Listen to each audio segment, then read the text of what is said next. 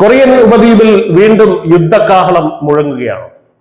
ഉത്തര കൊറിയയുടെ ആകാശത്ത് ദക്ഷിണ കൊറിയൻ ഡ്രോണുകൾ എത്തിയെന്ന പ്യോങ് യാങ്ങിന്റെ വെളിപ്പെടുത്തൽ ലോകത്തെ വീണ്ടും മുൾമുനയിൽ നിർത്തുകയാണ്. ഇതൊരു വെറും ആരോപണമല്ല, യുദ്ധത്തിനുള്ള പ്രകോപനമാണ് എന്നാണ് കിം ജോങ് ഉന്നിന്റെ ഭരണകൂടം നൽകുന്ന മുന്നറിയിപ്പ്. യഥാർത്ഥത്തിൽ കൊറിയൻ അതിർത്തിയിൽ എന്താണ് സംഭവിക്കുന്നത് നോക്കാം. ജനുവരി 4-ന് ദക്ഷിണ കൊറിയൻ നഗരമായിട്ടുള്ള ഇഞ്ചിയോണിന് സമീപമുള്ള ദ്വീപിൽ നിന്നും പറന്നുയർന്ന ഒരു ഡ്രോൺ തങ്ങൾ വെടിവെച്ചിട്ടതായി ഉത്തര കൊറിയൻ ഔദ്യോഗിക വാർത്താ ഏജൻസി ആയിട്ടുള്ള KCNA റിപ്പോർട്ട് ചെയ്യുന്നു. ഏകദേശം 8 കിലോമീറ്റർ ദൂരം ഉത്തര കൊറിയൻ ആകാശത്തേക്ക് ഈ ഡ്രോൺ അതിക്രമിച്ച് കടന്നുവെന്നാണ് ഇവരുടെ വാദം. വെറുതെ ഒരു ആരോപണം ഉന്നയിക്കുകയല്ല ഉത്തര കൊറിയ ചെയ്തിട്ടുള്ളത്.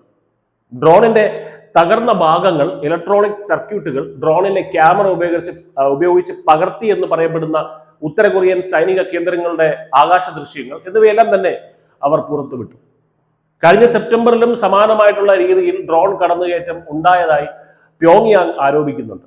ദക്ഷിണ കൊറിയയെ ഏറ്റവും ശത്രുതയുള്ള രാജ്യമെന്ന് വിശേഷിപ്പിച്ചുകൊണ്ടാണ് ഉത്തര കൊറിയ ഈ തെളിവുകൾ നിരത്തുന്നത് തന്നെ. എന്നാൽ ഈ ആരോപണങ്ങളെ ദക്ഷിണ കൊറിയൻ സൈന്യം പാടെ തള്ളിക്കളയുകയാണ്. ഉത്തര കൊറിയ പ്രദർശിപ്പിച്ച മോഡൽ ഡ്രോണുകൾ തങ്ങളുടെ സൈന്യം ഉപയോഗിക്കുന്നതല്ലെന്നും ആ തീയതിയിൽ ഡ്രോണുകൾ പറത്തിയിട്ടില്ലെന്നും സിയോൾ വ്യക്തമാക്കി. ഒരുപക്ഷെ ഏതെങ്കിലും സ്വകാര്യ വ്യക്തികളുടെ ഡ്രോണുകൾ അതിർത്തി കടന്നതാണോ എന്ന് അന്വേഷിക്കുമെന്നാണ് അവരുടെ നിലപാട്. വിദഗ്ധരുടെ അഭിപ്രായത്തിൽ ഉത്തര കൊറിയ പുറത്തുവിട്ട ഡ്രോൺ ഭാഗങ്ങൾ വിപണിയിൽ ലഭ്യമായ സാധാരണ ഇലക്ട്രോണിക് ഉൽപ്പന്നങ്ങൾ മാത്രമാണ്. അതിന് സൈനിക ഡ്രോണുകളുമായി യാതൊരു ബന്ധവുമില്ല.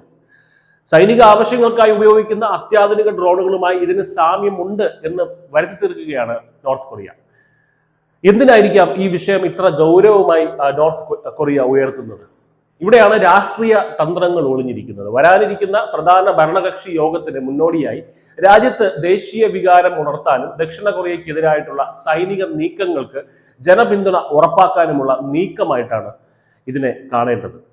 ജൂണിൽ ദക്ഷിണ കൊറിയയിൽ അധികാരമേറ്റ ലീ ജെയ് മ്യൂങ് ഭരണകൂടം സമാധാന ചർച്ചകൾക്ക് വഴി തുറക്കാൻ ശ്രമിച്ചെങ്കിലും ഉത്തര കൊറിയ അത് പാടെ നിരാകരിക്കുകയായിരുന്നു. ഓരോ ഡ്രോൺ ആരോപണവും ഇരു രാജ്യങ്ങളും തമ്മിലുള്ള നയതന്ത്ര ബന്ധത്തിന്റെ അവസാന കണ്ണിയും മുറിച്ചു മാറ്റുകയാണ്.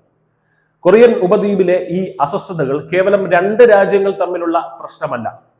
ലോകശക്തികൾ ചേരിതിരിഞ്ഞു നിൽക്കുന്ന ഈ മേഖലയിലെ ചെറിയൊരു തീപ്പൊരി പോലും വലിയൊരു യുദ്ധത്തിലേക്ക് നയിച്ചേക്കാം.